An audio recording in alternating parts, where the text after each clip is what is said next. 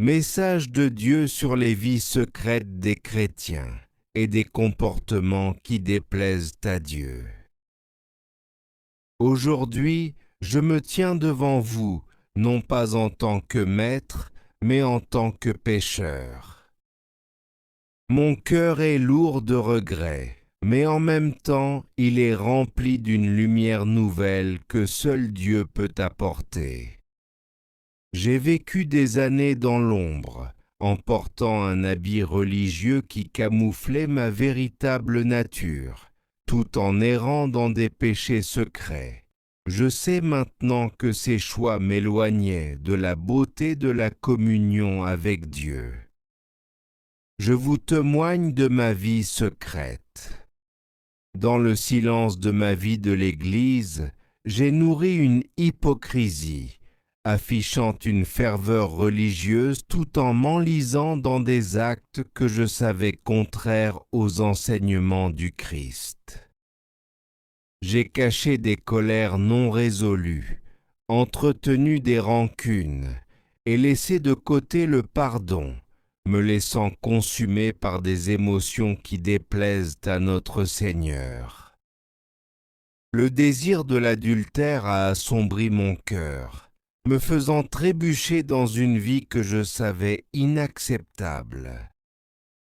J'ai également laissé la jalousie s'infiltrer dans mes pensées, envieux des bénédictions des autres, oubliant que chaque don vient de la main de Dieu.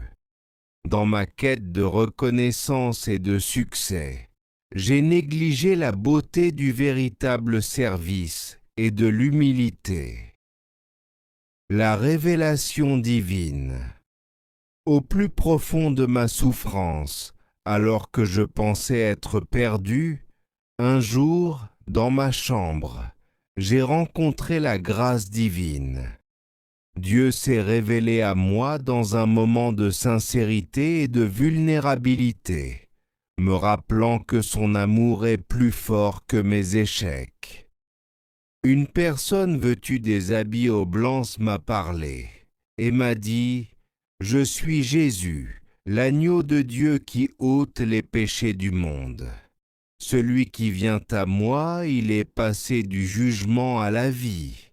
Toute personne souillée par des péchés n'entrera pas dans mon royaume. Même si tu es religieux, tu n'auras pas de place en mon royaume. » J'ai pleuré et j'ai tendu ma main vers lui, et j'ai demandé pardon pour mes péchés.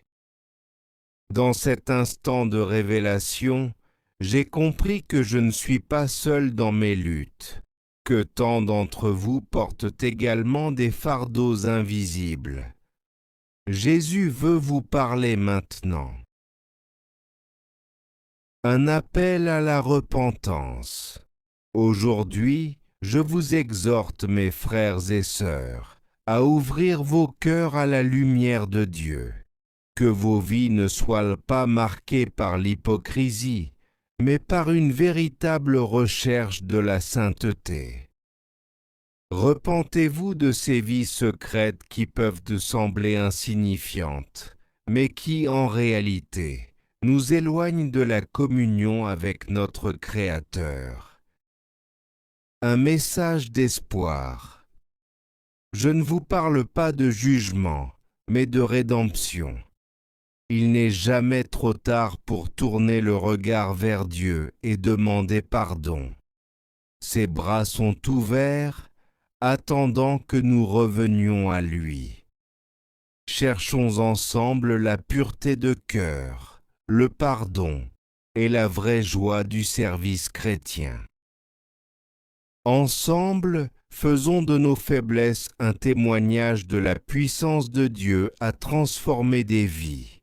Que chaque confession que nous faisons soit l'occasion de vivre une nouvelle vie, une vie qui témoigne de l'amour et de la grâce de notre Seigneur. Au nom de l'amour que Dieu a pour chacun de nous, engageons-nous sur ce chemin de repentance et de lumière.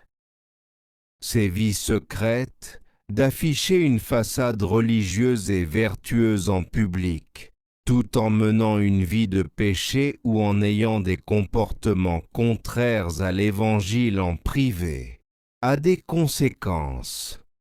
Cela conduit à une perte de confiance en soi et en Dieu, ainsi qu'à un échec dans la mission chrétienne de témoigner de l'amour et de la vérité. Ce comportement d'avoir des relations sexuelles en dehors du mariage, ou participer à une vie amoureuse qui ne respecte pas les engagements, a de conséquences de mener à la souffrance émotionnelle, la rupture des familles et des communautés, et c'est une action qui déplaît à Dieu. Des religieux qui sont nourris des sentiments de colère, de haine ou de ressentiment envers les autres, y compris les membres de l'Église. LZS, conséquences, sont que ces attitudes créent des divisions et entravent la paix et l'unité que les chrétiens sont appelés à promouvoir. Le comportement de jalousie et convoitise qui se manifeste dans les églises, être envieux des bénédictions ou des succès des autres, et désirer ce qui ne nous appartient pas. Cela mène à des comportements destructeurs, tant sur le plan personnel que communautaire, et participe à un esprit de division au sein des églises.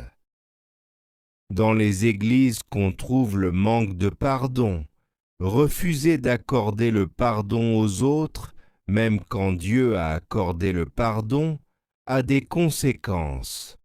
Cela entraîne une amertume persistante et éloigner l'individu de la grâce divine. Dans les églises, certaines personnes font des pratiques occultes ou superstitions.